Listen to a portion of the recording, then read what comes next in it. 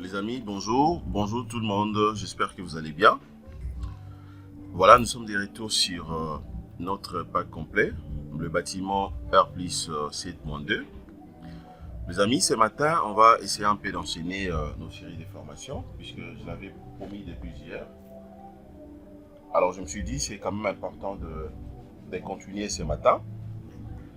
Vous allez remarquer que on évolue très bien sur ce projet pack complet, bâtiment R+7-2, puisque c'est un projet qu'on avait commencé en tout cas au début ensemble avec vous. On avait donc prédimensionné tous les éléments de la structure. Nous avons modélisé ensemble, évalué aussi les différents chargements et nous avons aussi dimensionné déjà presque la totalité de éléments apporteurs. Ce n'est que hier, on avait dimensionné la nervure, bien sûr, du radier. Nous avons également vu tout ce qu'il faut. J'ai répondu également à vos questions.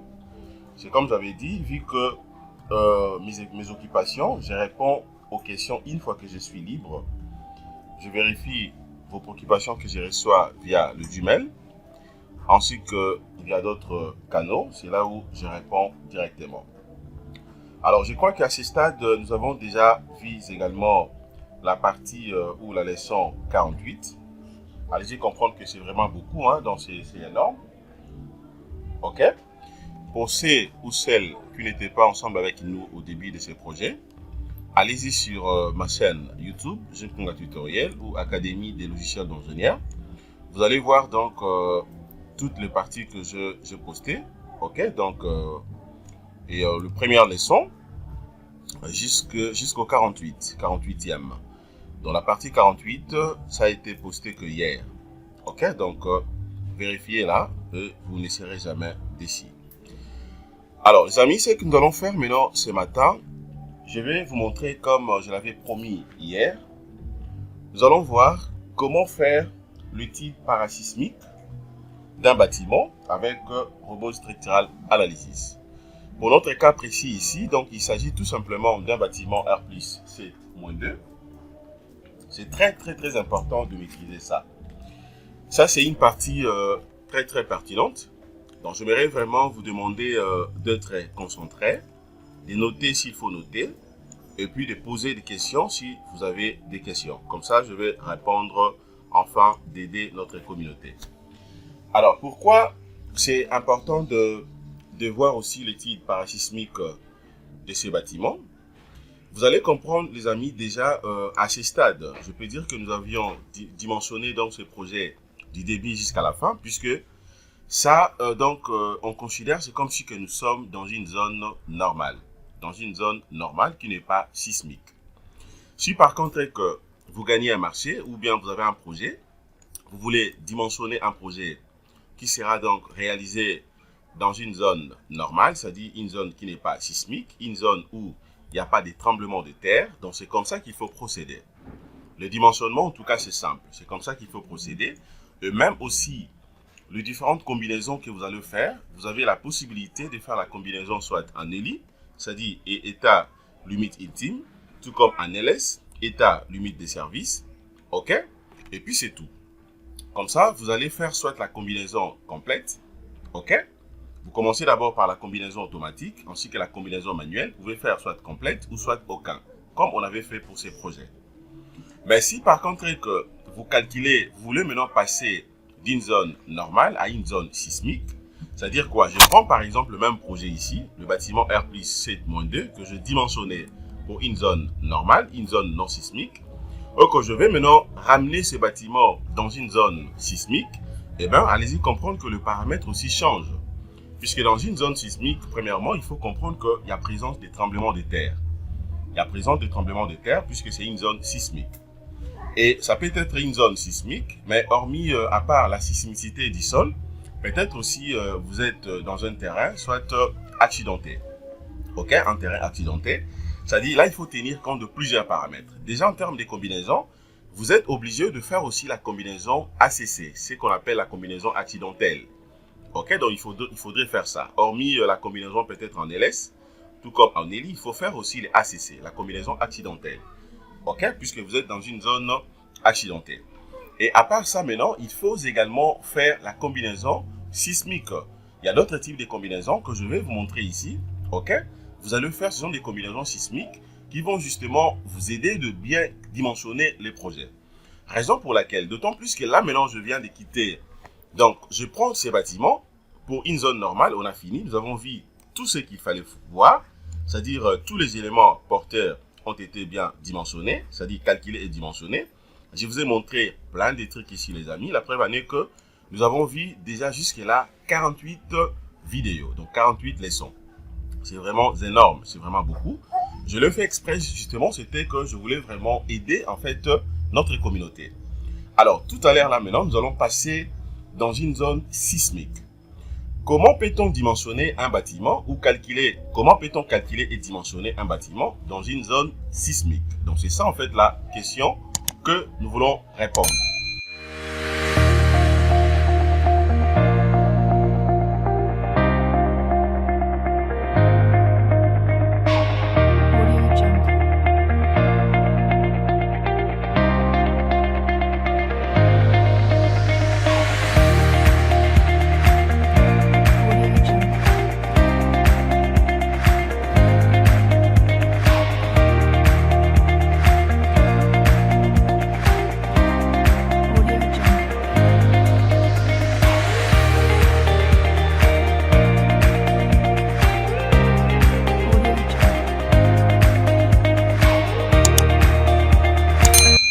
Chers amis, bienvenue sur la chaîne Jinkunga Tutoriel et grandissons ensemble. Les amis, comme je l'ai dit au début de cette formation, dans mon introduction, nous allons donc enchaîner nos séries de formations sur le pack complet, le même projet, les bâtiments R+, 7-2. Seulement, aujourd'hui, nous allons entamer la deuxième partie de cette formation, c'est-à-dire tout ce qu'on avait vu. La première leçon jusqu'au 48e leçon, c'est considéré comme la phase in, donc la première partie. Ok? C'est-à-dire, c'est le dimensionnement d'un bâtiment ou d'un projet dans une zone normale, une zone non sismique. Alors là maintenant, nous allons faire maintenant la deuxième partie, c'est-à-dire comment peut-on calculer et dimensionner ces bâtiments, ces projets dans une zone sismique. Alors, déjà, ce qu'il faut comprendre, les amis, quand on parle d'une zone sismique, en fait, c'est quoi? Une zone sismique, c'est quoi? Donc, déjà, il faut comprendre que une zone sismique, en fait, c'est comme si que vous voulez dimensionner ou, je dirais même, réaliser ou erger un bâtiment dans une zone où il y a présence de tremblements de terre. Vous voyez? Donc, c'est ça, en fait, d'une manière un peu générale, le résumé d'une zone sismique. OK? Mais seulement, il faut comprendre que la sismicité du sol ne se limite pas seulement avec les tremblements de terre. C'est-à-dire, peut-être aussi, si vous êtes dans une zone, au même temps, une zone accidentelle plutôt, c'est-à-dire qu'il faut considérer tous ces paramètres au même moment. OK? Donc, ensemble avec moi, on va travailler sur ça afin de vous aider, de savoir comment vous serez à mesure alors donc de bien travailler ou de dimensionner correctement vos bâtiments dans une zone sismique. Alors, la première des choses à savoir, voici ce qu'il faut faire. Il y a des analyses qu'un ingénieur est censé de faire pour que les dimensionnements soient bien réalisés. OK? Donc, il y a des zones de prérequis que l'ingénieur doit savoir.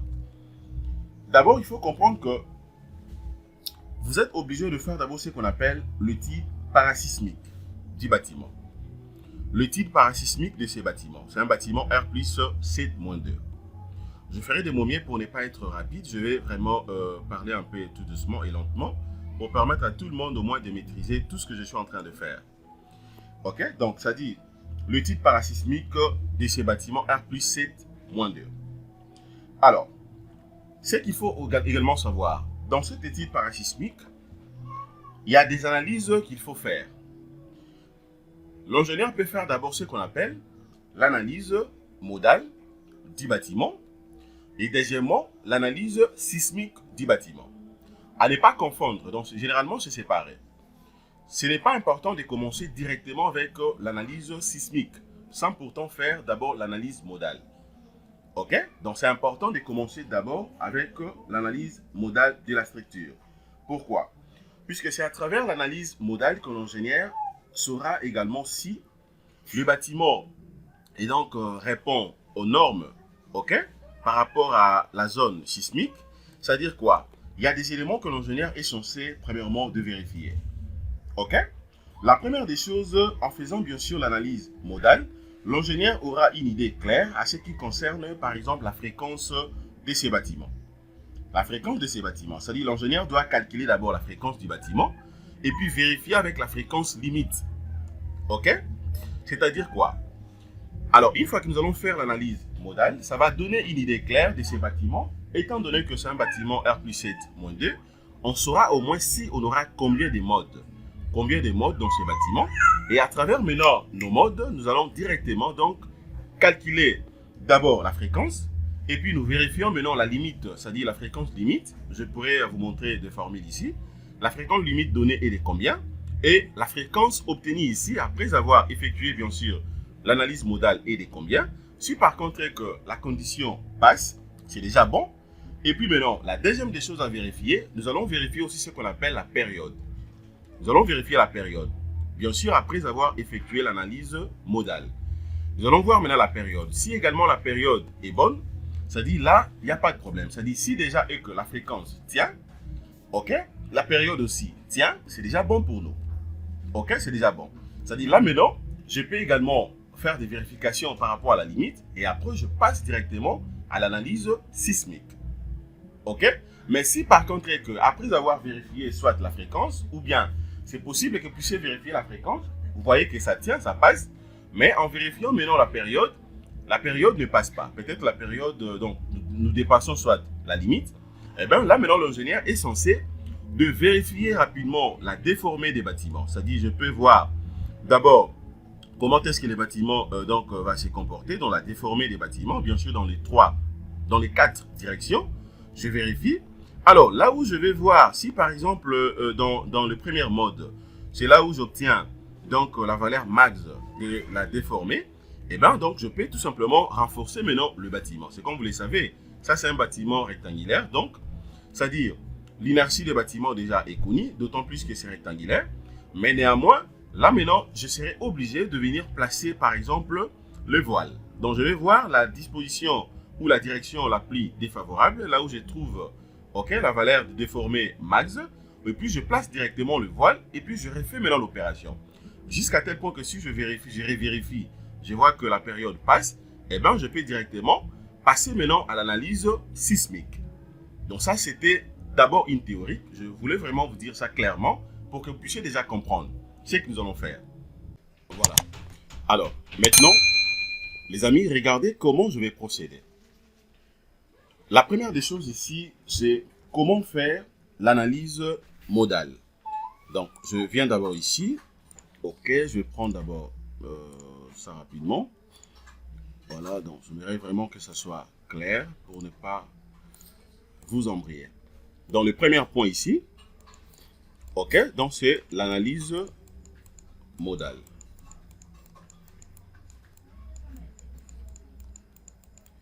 Voilà. L'analyse modale. Ok. C'est-à-dire, dans le premier type d'analyse modale ici, qu'est-ce que moi je suis obligé au moins de faire? D'abord, je viens ici. Je vais d'abord sur le projet. Ok, je vais sur le projet. Je vais vérifier d'abord un tout petit peu mes chargements. Voilà, donc tout est là. Donc, les charges permanentes ainsi que d'exploitation sont là. Et voir même aussi le fait du vent. Donc, tout est là. Alors, je viens d'abord ici, je prends analyse. Je prends analyse. Je descends. Suivez très bien ce que je suis en train de faire. Hein. Donc, je prends analyse. Je descends ici. Je prends type d'analyse. Je prends type d'analyse. Analyse, après type d'analyse. Je clique là-dessus. Je vais patienter. Voilà, je vais patienter, les amis. Observez, vous allez voir les tableaux que j'aurai ici. Je réponds, c'est comme j'avais dit au début, c'est que je suis en train de faire, c'est d'abord l'analyse modale. je ne suis pas en train de faire directement l'analyse sismique. Donc, je commence d'abord avec l'analyse modale, afin de vérifier la fréquence ainsi que la période. OK? Une fois que tout est OK, c'est là maintenant que je pourrais passer à faire en fait l'analyse sismique. Alors, à ce niveau, maintenant, ce que je vais faire, c'est quoi? Je suis obligé maintenant de créer, le type d'analyse. OK? Je vais créer le type d'analyse ici. Donc, je viens ici. Sur nouveau.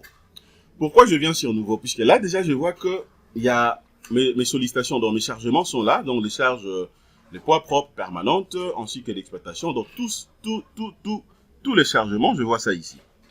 Moi, je viens ici, je vais cliquer sur nouveau, puisque je vais créer maintenant, donc l'analyse modale, une nouvelle analyse modale. Donc, je clique sur nouveau. OK? Dès que je clique sur nouveau, on voit que à ce niveau ici, on voit qu'il y a d'autres analyses. Alors, par exemple, regardez ce que vous allez voir ici. Vous allez comprendre que ici, je vois il y a d'autres analyses en fait sont figées. OK? D'autres analyses sont figées. OK? Parce qu'on n'a pas encore donc fait l'analyse modale. Donc, si par contre que j'avais déjà fait l'analyse modale, dorénavant, j'allais le voir aussi ici. Mais là, vous allez voir que tout est figé. Donc, pourquoi? Puisque je n'ai pas encore fait l'analyse modale. OK? Alors, ce que moi, je vais faire maintenant, je suis obligé d'introduire d'abord les noms de l'analyse modale que moi, je vais faire. Les noms, ici, je vais mettre... je mets par exemple modal, puisqu'il s'agit de l'analyse modale. Je mets modal. OK? Et puis, je mets le nom de la chaîne. Modal. Jinkunga. Tutoriel. Voilà, Jinkunga tutoriel, le nom justement de l'analyse modale. OK? Et après maintenant, c'est tout. Type d'analyse, c'est l'analyse modale. Regardez, c'est d'ailleurs coché. Mais tandis que sismique, c'est pas encore coché. Modal avec définition automatique des cas sismiques. Ça aussi, je peux utiliser aussi ça. Je peux travailler avec ces types d'analyse. Donc, je peux vous la montrer prochainement. Je prends modal et puis je clique sur OK. Voilà, dès que je clique sur OK, je reçois directement ce message. Cette opération peut modifier la base des données contenant les informations sur la structure. Elle peut également changer les résultats des calculs et non actuels. Voulez-vous continuer? C'est tout à fait correct, puisque c'est comme je vous avais dit. Là, maintenant, je quitte d'une zone normale pour une zone sismique. Donc, j'accepte oui. Dès que je clique sur oui, je vais maintenant patienter. OK, je vais patienter d'abord, puisque je viens de cliquer sur oui. Je patiente. Donc, vous allez voir que c'est pas compliqué. Donc, c'est vraiment simple. C'est juste question de respecter tout simplement le principe. Aussitôt que vous maîtrisez ça, eh ben, je peux vous confirmer que vous allez vraiment commencer à jouer avec ce type d'analyse, puisque c'est pas compliqué. OK? OK. Alors, là, c'est bon. Maintenant, vous voyez très bien que le cas des modes en serait là. Mode Jinkunga tutoriel. Alors, maintenant, ce que je fais, c'est quoi? Je suis obligé maintenant de terminer d'abord le paramétrage ici. OK? Par exemple, le nombre des modes. Le nombre des modes, vous allez voir ici se mentionner 10. OK? Mais il faut savoir d'abord d'où vient le 10 que vous voyez ici.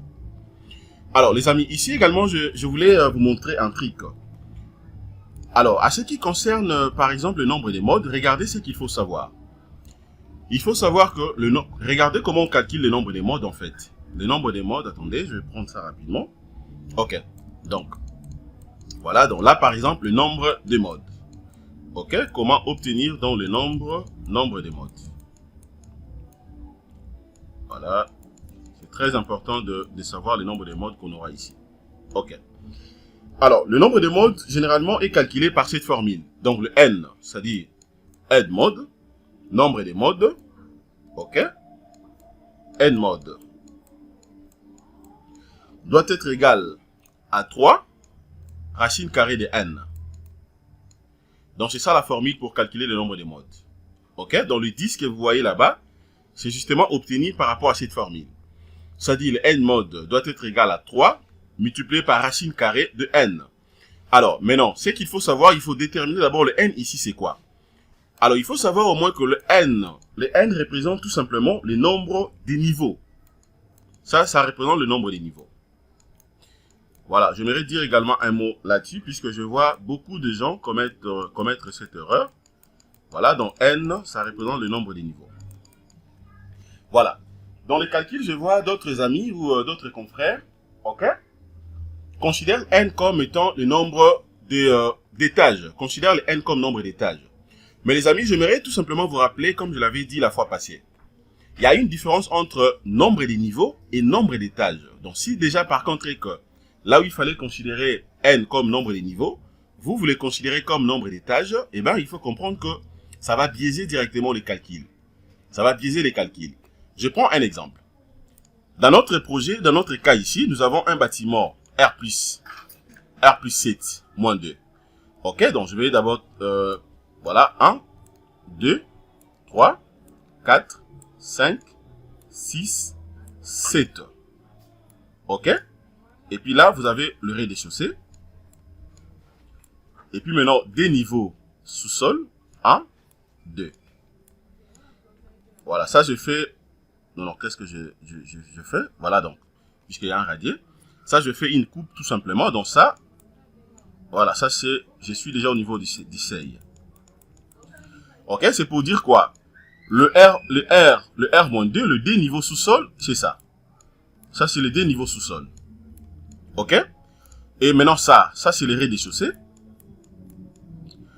Là, vous avez donc le premier étage, deuxième, troisième, 4, 5, 6, et puis 7. Ok? Ça, c'est le RDC, le rez-de-chaussée. Ok? Donc, ça, c'est R plus. C'est R plus, hein? Donc, rez-de-chaussée plus 7. Donc, R plus 6. R plus 5. Je veux vraiment que ça soit un peu clair. On va essayer un peu de réfléchir ensemble avec vous. R plus 3. Là, vous avez R plus 2. Et puis, R plus 1. Tandis qu'ici, maintenant, j'ai R moins 1. Et puis, R moins 2. C'est ça, en fait, la configuration de notre projet. Alors, déjà, ce qu'il faut savoir au moins, si je vais parler, donc, par exemple, des étages, c'est-à-dire quoi? C'est un bâtiment, donc, rez-de-chaussée, plus 7 étages. Donc, rez-de-chaussée et 7 étages. Vous voyez? Et 7 étages. Et puis, le 2 sous-sol. C'est ça, en fait, la lecture. Ok? Mais seulement, si, par exemple, que je considère le R-2 ici comme le rez-de-chaussée, je dirais que non, c'est un bâtiment à combien d'étages? 1, 2, 3, 4, 5, 6, 7, 8, 9. Ça sera considéré comme un bâtiment à 9 étages. Ok, donc tout en sachant que si je considère, je prends ça comme le rez-de-chaussée, ça sera un bâtiment en 9 étages. Donc cela revient à dire quoi? D'où c'est comme si je considère n comme étage, donc je prendrais n égale à 9. Ok, donc ici j'aurai les racines carrées de 9, je crois que ça me fait 3. Et je multiplie par 3, j'aurai 9 modes. Vous voyez, j'aurai 9 modes. Mais or, le n n'est pas le nombre d'étages, mais plutôt c'est le nombre des niveaux. Alors, si je vais considérer ça comme nombre des niveaux, c'est-à-dire, le niveau 1, c'est ça. Le N1, niveau 1, c'est déjà parti d'ici. Ok? Je suis dans le sous-sol. Niveau 2, là vous aurez N3, niveau 3, niveau 4, niveau 5, niveau 6, niveau 7, niveau 8, niveau 9, et puis niveau 10. Cela revient à dire quoi? Dans ce bâtiment, c'est un bâtiment, donc je dirais que c'est un bâtiment à 10 niveaux. Ok? C'est un bâtiment à 10 niveaux. Donc, cela stipule que le N ici sera égal à combien? N sera égal à 10. Ok? N sera égal à 10. Donc, c'est les 10 que moi, je vais remplacer ici. Donc, je vais remplacer directement. Nous allons calculer maintenant le nombre des modes. Donc, cela revient à dire quoi? Donc, le N mode sera égal à combien? Le N mode, en réalité, sera égal à 3. Racine carrée de N qui est égal à 10. Ok? Qui est égal à 10. Ceci implique ici déjà, si je prends racine carrée de 10, ça me fera, je crois, 3.4, quelque chose comme ça, puisque racine carrée de 9, ça fait déjà 3. Je vais calculer ça rapidement ici. Donc, racine carrée de 10. Donc, j'aurai 10, racine carrée. Voilà, c'est comme j'avais dit, donc 3,16, un truc pareil. Donc, je peux multiplier directement, multiplier maintenant par 3. Ça me fait combien? 9,486. Et donc, là, je trouve une valeur de 9,48. 48, 6, ainsi de suite. Ok, donc, en réalité, j'aurai 9,5 modes, puisque 8, je peux arrondir ça ici, j'aurai à peu près 9,5. Ok, mais qu'à cela détienne, bon, moi, je peux quand même arrondir, donc je prends seulement 10 modes. Ok, donc je prends 10 modes. Ok, donc cela revient à dire quoi? Les n modes calculés serait égal à combien? Serait égal à 10. Donc, je trouve 10 modes. Voilà. Donc, le 10 ici, c'est le nombre de modes que vous voyez ici. Là, c'est 10 modes. Donc, je peux considérer toujours le 10 que je vois par défaut ici. Je crois là, c'est clair, les amis. Alors, je passe maintenant au niveau de la tolérance. La tolérance, exactement, ici, ça dépend de la manière dont moi, je vais procéder. En fait, à ce qui me concerne, d'autant plus que je vois déjà la valeur, c'est presque 1000, 0,0001, et ben, je considère ça comme ça par défaut. C'est bon, pour moi, il n'y a pas de problème.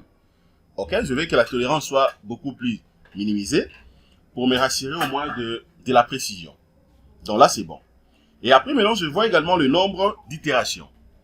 Le nombre d'itérations ici, je peux prendre combien? Je prends, par exemple, je prends toujours 40.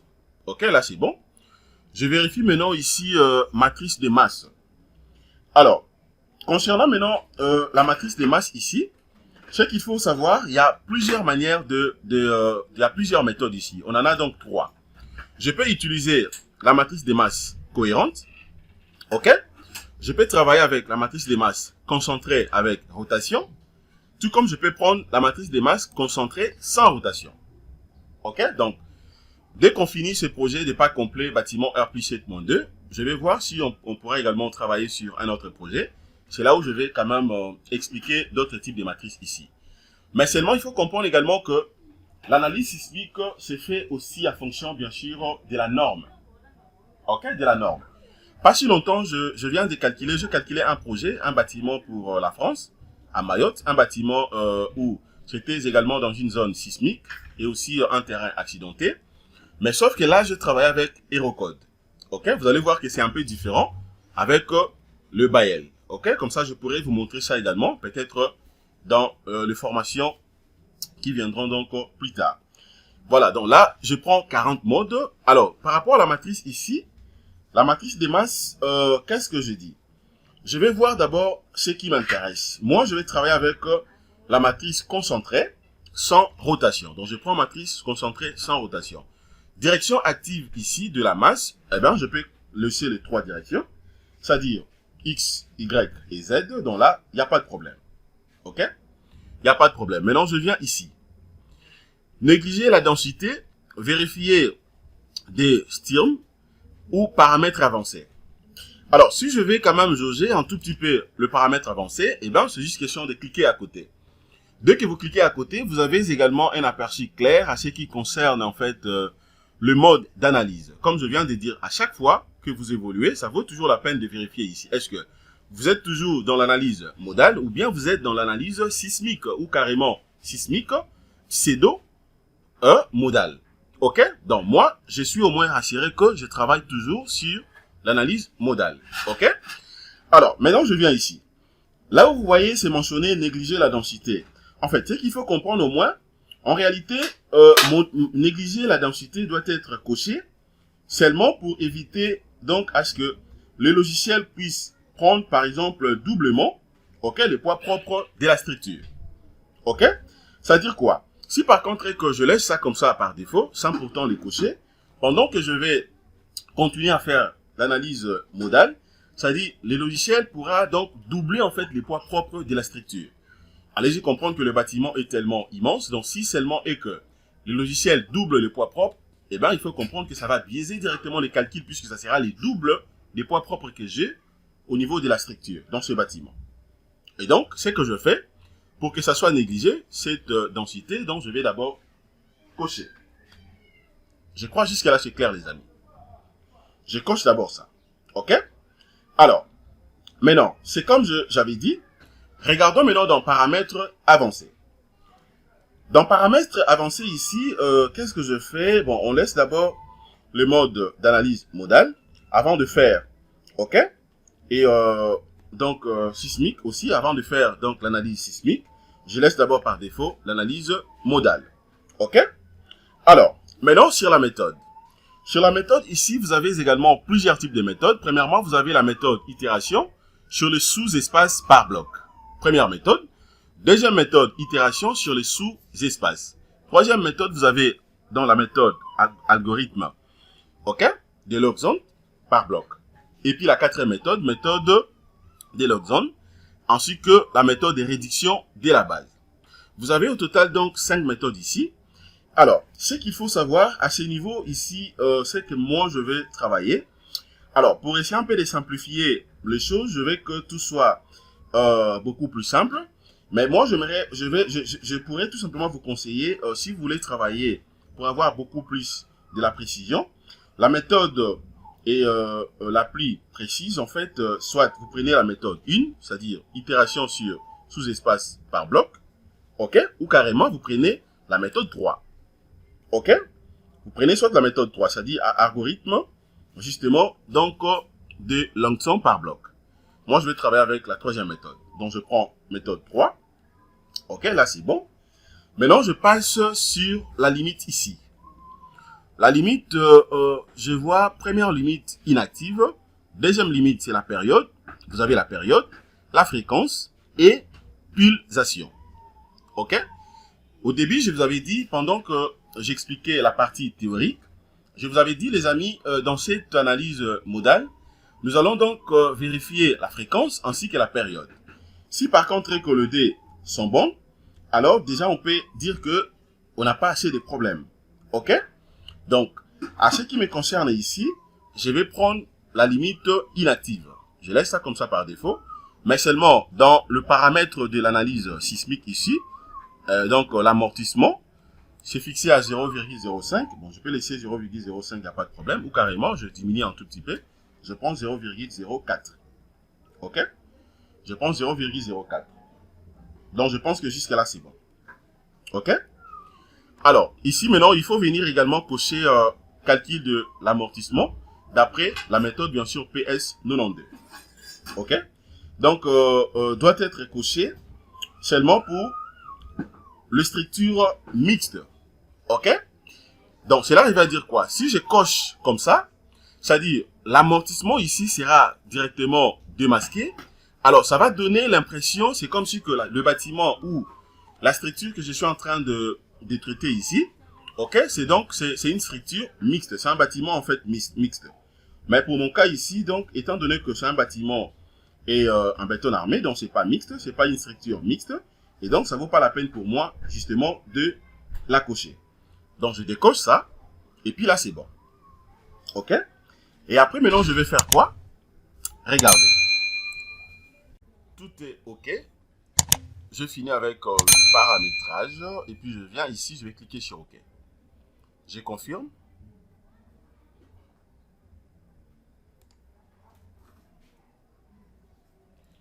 Voilà, donc je vais patienter.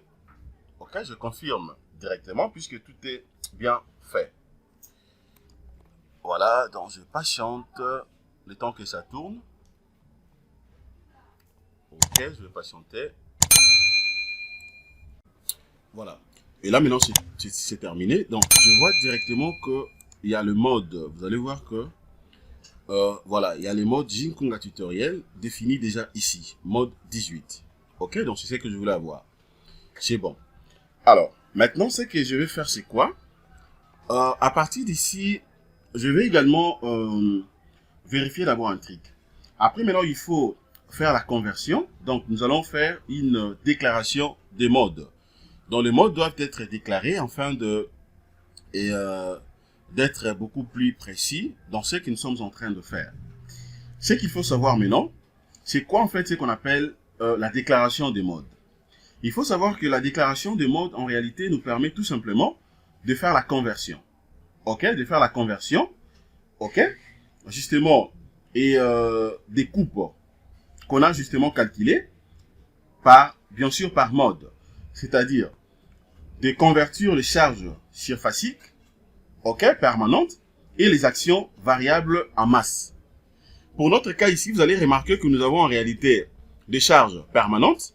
Nous avons également des charges d'exploitation eh ben, je peux également considérer, voire même le fait divin, ou carrément le fait divin, je mets ça d'abord à côté. Je prends que deux types de chargements, c'est-à-dire la charge permanente, ainsi que la charge d'exploitation. Alors, c'est considéré comme des charges surfaciques, puisque lorsqu'on avait défini, appliqué justement les différents chargements, c'était considéré comme des charges surfaciques. Vous voyez? Maintenant, il faudrait que nous puissions le déclarer comme des charges, bien sûr, en masse. OK? Alors, pour ce faire, c'est vraiment simple. Ce qu'il faut faire, je viens ici. Je vais cliquer directement sur masse. Je clique sur masse. Et après, maintenant, je peux faire la conversion. Regardez, les amis, comment il faut procéder. La première des choses, je vais commencer d'abord avec le charge permanente. Quand je dis les charges, puisque j'ai plusieurs charges permanentes ici. OK? Alors, maintenant, je vais faire ceci. Je viens d'abord ici dans paramètres de la conversion, convertir le cas. OK? Dès que je clique ici, je vais patienter. Vous allez voir ce que je vais obtenir.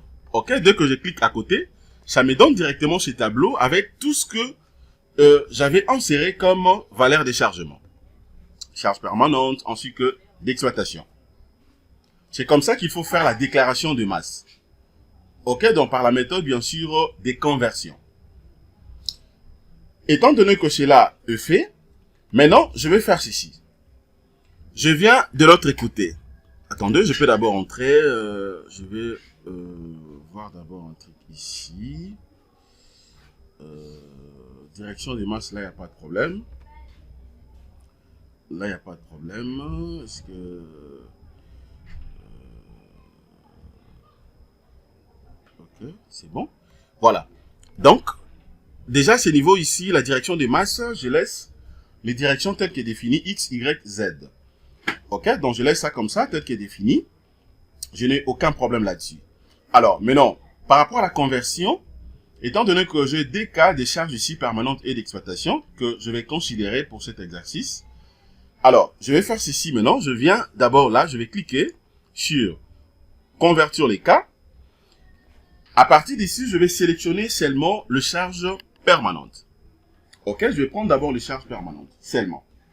OK? Alors, la première des choses, vous le savez très bien, d'abord le PP, la charge permanente, le PP, les poids propres, en fait, je prends déjà ça. Je vais prendre le G revêtement, je prends G cloisonnement, je vais prendre également G toiture, je crois que c'est tout. Donc, charge permanente, G revêtement, G cloisonnement et G toiture. C'est bon? De l'autre côté, ce ne sont pas des charges permanentes. Donc, c'est tout avec les différentes charges permanentes. OK? Voilà, là c'est bon. Maintenant, je vais, une fois que cela est sélectionné, c'est déjà bon, je vais maintenant les ajouter. OK? Je vais les ajouter. Vous allez comprendre que pourquoi je fais ça comme ça. C'est justement pour faire la conversion. Donc, j'ajoute. Voilà, de 1 à 4. OK? Donc, de 1 à 4, je les ajoute. Et après, maintenant, je peux fermer. OK, puisque j'ai déjà ajouté ça, maintenant je ferme ce tableau, ce petit tableau, de 1 à 4, c'est bon. Alors, je vérifie également la direction de la conversion. La direction de la conversion ici, donc je n'ai pas modifié, je laisse la direction par défaut. Dans le cas Z, donc je n'ai pas de problème. Ajouter la masse globale aussi, OK, puisque ça sera défini comme ça par défaut. Alors, ce que moi je peux également modifier, en fait, c'est tout simplement... les coefficients ici. C'est maintenant les coefficients ici avant d'ajouter. Les coefficients ici, c'est 1. OK? Je prends ces coefficients donc égal à 1.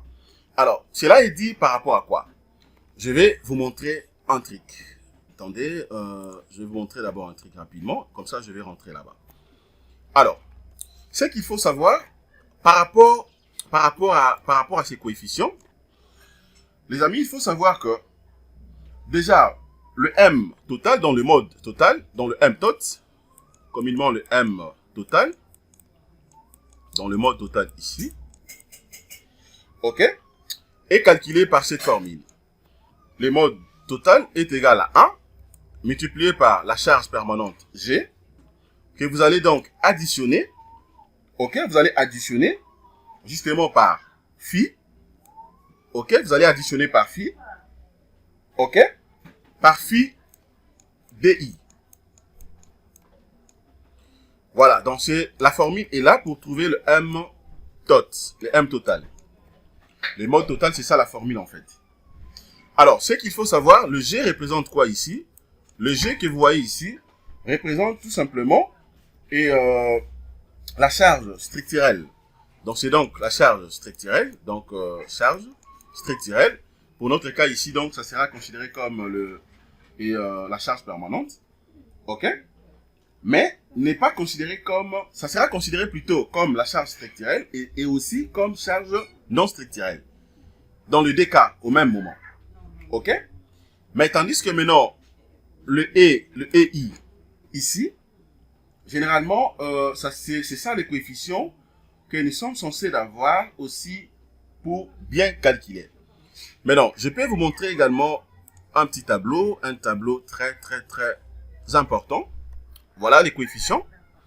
Vous voyez, par exemple, le phi que je vous ai dit ici, le phi que je vous ai montré là-bas, regardez, les coefficients sont là. Vous avez les actions, par exemple ici, les actions, par exemple pour les charges d'exploitation des bâtiments, catégorie, donc par rapport à la norme. Vous avez par exemple la catégorie A, dalle d'habitation, c'est-à-dire pour les habitations, zones résidentielles, c'est-à-dire le phi 0 égale à 0,7, phi 1, 0,5, phi 2, 0,3. OK? Pour les cas des bureaux, phi 0 égale à 0,7 également, phi 1, 0,5, phi 2, 0,3. C'est la même chose pour les cas de bureau et habitation. Maintenant, pour le lieu de réunion, ça fait 0,7, 0,7 et puis 0,6. OK? Donc, ce sont des coefficients à voir à partir d'ici, c'est-à-dire pour le phi, et vous remplacez de l'autre côté en fin de calculer. OK? Si vous avez besoin de ces documents, écrivez-moi, comme ça je pourrai vous partager ça. Comme ça, ça va vous aider de bien faire vos analyses. C'est pas compliqué, c'est vraiment simple. Donc cela stipule que si maintenant je rentre ici, OK, et que je remplace par exemple le phi ici, OK, dans le cas de notre projet ici, ça sera considéré comme le phi 2, puisque c'est un bâtiment d'habitation. OK, c'est un bâtiment d'habitation dans le sens où ce sont des appartements. OK, ça sera considéré comme le phi D ici, donc ça sera 0,3. Donc, si je prends ça et que je remplace à partir d'ici, donc cela stipule que maintenant, ça dit le rho et I, ou les rho I, OK, les rho I, excusez, sera égal à quoi? Donc, je peux remplacer directement. C'est-à-dire, je vais prendre, à partir d'ici, je prends par exemple phi, qui doit être multiplié maintenant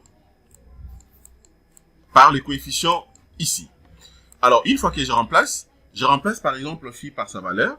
Ici, je peux prendre, je prends la valeur de 0,8, puisque ça varie, hein, donc cela est donné suivant bien sûr les calculs que je pourrais également vous montrer. Je prends 0,8 que je vais multiplier par la valeur de 0,3 ici. Donc le 0,3 que je vous ai montré tout à l'heure dans ce tableau ici. OK, le 0,3. OK. Dès que je calcule le 2, ça va me donner combien? Donc j'aurai là, j'aurai 0,8 que je vais multiplier maintenant par 0,3. Ça me donne une valeur de 0,24. Et donc là j'aurai 0,24. OK? J'aurai 0,24. Donc, pour notre cas ici, on peut laisser dans les coefficients et 1. Je laisse les coefficients 1 pour les premiers cas, bien sûr, des charges permanentes. Donc, je prends toujours 1. OK? Alors, je peux rentrer rapidement ici pour essayer un peu d'aller rapidement. Je prends 1. Et étant donné que cela est déjà pris, maintenant, ce que je fais, c'est quoi? Eh bien, je peux ajouter. J'ajoute. Je vais patienter. Voilà. Dès que j'ajoute, vous allez remarquer que cela sera directement défini. OK, avec bien sûr les coefficients ici. Vous avez dans la masse globale, pour chaque cas, c'est-à-dire première, deuxième, troisième, quatrième, le quatrième cas que nous venons d'insérer, se définit. Et bien, c'est bon déjà pour moi à 6 niveaux. OK? Alors, maintenant, je peux continuer. Cette fois-ci, je le fais également pour pour la charge, pour la nature d'exploitation. Pour ce faire, maintenant, qu'est-ce que je fais? Je vais rentrer ici. Je rentre ici, attendez, voilà, je vais rentrer ici. Je vais cliquer encore sur le nouveau cas. Alors, je suis obligé de voir d'abord la manière dont je vais insérer le deuxième cas. C'est-à-dire, deuxième cas maintenant. Ça d'abord, je vais enlever. Ok, là c'est le premier cas. Le premier cas ici, je vais l'enlever. Je clique d'abord ici pour définir. Deuxième cas, maintenant, je vais prendre seulement la nature d'exploitation. Je prends qui d'habitation, qui escalier. Ok, je prends également ça. Je peux prendre également ça, c'est-à-dire pousser. Je prends tout ça, les charges d'exploitation. Ok, voilà au niveau du plancher. Ça également, je prends. C'est bon, donc je vais travailler seulement avec le 2. Et puis là, je les ajoute aussi. Ça sera maintenant de 5 à 10. Ok, puisque le premier cas c'était de 1 à 4. Deuxième, je prends de 5 à 10. De 5 à 10, c'est bon pour moi. Et après, maintenant, je peux fermer. Je ferme. C'est déjà inséré à partir de là. Ok. Maintenant, je vais ajouter. Mais seulement à ce niveau ici, avant d'ajouter, je vais voir encore une fois de plus le coefficient. Je vais voir une fois de plus le coefficient. Alors, par rapport au coefficient maintenant, je vais rentrer rapidement là où je viens de calculer tout à l'heure ensemble avec vous. Ok? Donc la valeur ici que moi je vais travailler, je vais considérer, ça sera donc cette valeur ici. Le 0,24. Le 0,24 ici. Ok? Pourquoi? Puisque j'ai calculé bien sûr tout en respectant la valeur de phi, ok, de 0,3 ici. 0,3 ici. Ok? De l'autre côté, vous avez également d'autres coefficients, fonction bien sûr des natures du bâtiment. Donc 0,24. Là, je vais rentrer là. Cette fois-ci, je vais prendre maintenant les coefficients. Ça sera un coefficient de 0,24, comme calculé. Ok, coefficient 0,24. C'est bon. Eh bien, je peux aussi les ajouter. Donc là, j'ajoute aussi.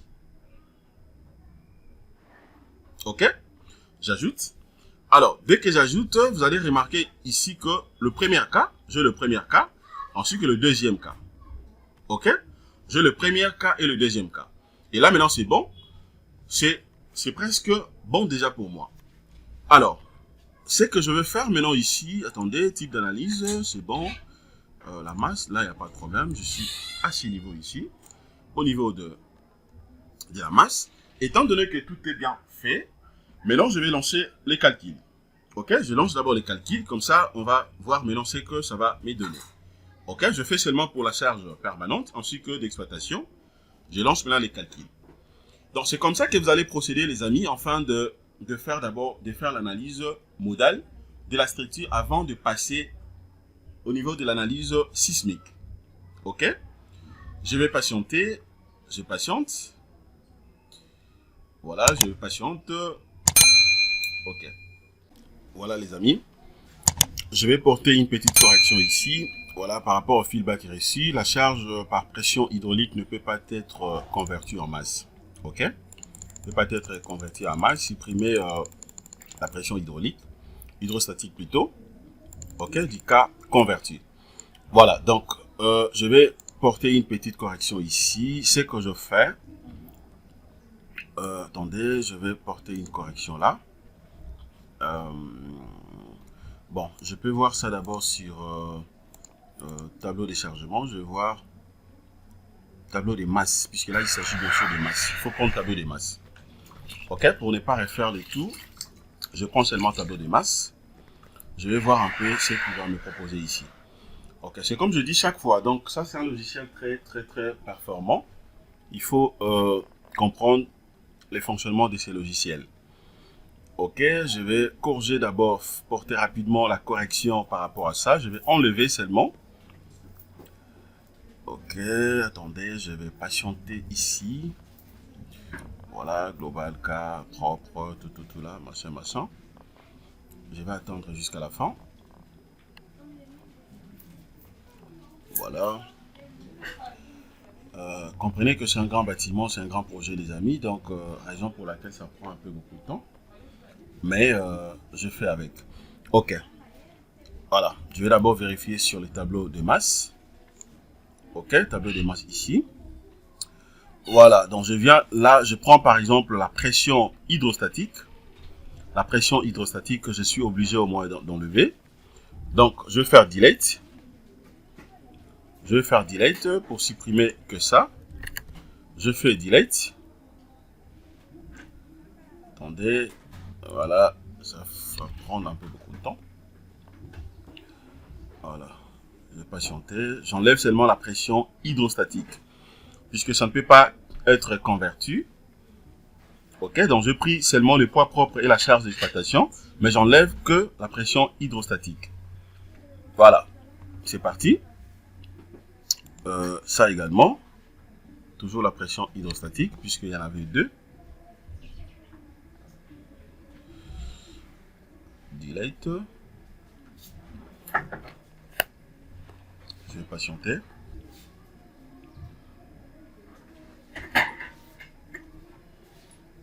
Ok. Ça c'est le global, pression hydrostatique globale.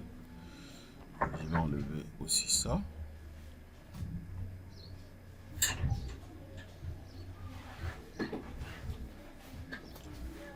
Voilà, je vais patienter.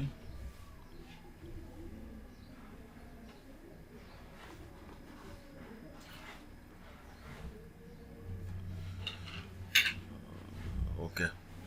Ok, je crois là c'est bon. Je crois là c'est bon déjà. Alors, étant donné que cela est fait, maintenant je vais continuer. Je viens ici. Ok, c'est bon. J'ai déjà enlevé ça. Ici également c'est parti, je crois. Ok. J'ai déjà enlevé ça. Ou carrément pour faire simple, regardez. Pour faire simple, hein, puisque je refuse, je ne vais pas avoir des erreurs. Je peux seulement refaire tout ça. Ok. Je supprime d'abord le tout. Je vais refaire l'opération d'abord. Voilà, je vais patienter encore. Je vais voir ce qu'il va me proposer là.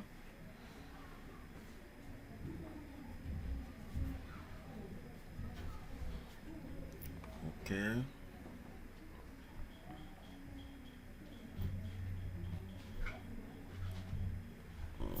Voilà, ça va prendre un peu beaucoup de temps. Donc là, je viens de supprimer tous les cas des modes. Maintenant, je peux reprendre à partir d'ici. Je prends d'abord 1. La première coefficient, ce sera 1. Je clique sur convertir les cas. D'abord, les charges permanentes. Ok, ça sera donc de 1 à 4. Je clique là. Comme on l'avait fait, ça je ferme. Coefficient 1. Et puis, j'ajoute. Ok, j'ajoute. Là, c'est bon. Il n'y a pas de problème. Je viens d'ajouter déjà. Je patiente. Ok. Deuxièmement, je viens là. Je vais enlever le 1. Deuxième cas. Cette fois-ci, maintenant, je vais prendre seulement les charges d'exploitation, hormis, bien sûr, le poussé. Donc, je prends qui d'habitation, qui escalier, qui plancher. Ok. Ok. Poussée hydrostatique. Ça, je laisse. Poussée hydrostatique, je laisse. Je n'ai pas besoin de ça. Poussée des terres. Ok. Bon, je peux prendre que ça. Hein. Je prends que ça. J'envoie de l'autre côté. Et puis, ok, c'est bon, je ferme. Les coefficients tels qu'on avait calculé, 0.24. Ok. Et puis, j'ajoute. Voilà. Donc, je crois, maintenant, c'est bon. Ok. Maintenant, c'est bon. Voilà, de 5 à 10. Ok. Tout est ok maintenant, les amis. Et puis, je vais relancer les calculs. Voilà. Je relance les calculs. Les amis, je pense qu'on peut arrêter ici pour la première partie ici. Donc, on va continuer. OK? L'analyse modale. Nous allons faire la deuxième partie de l'analyse modale jusqu'à tel point que nous allons maintenant calculer ou vérifier la fréquence ainsi que la période. Merci de votre disponibilité. Abonnez-vous massivement. Excellente journée. Au revoir.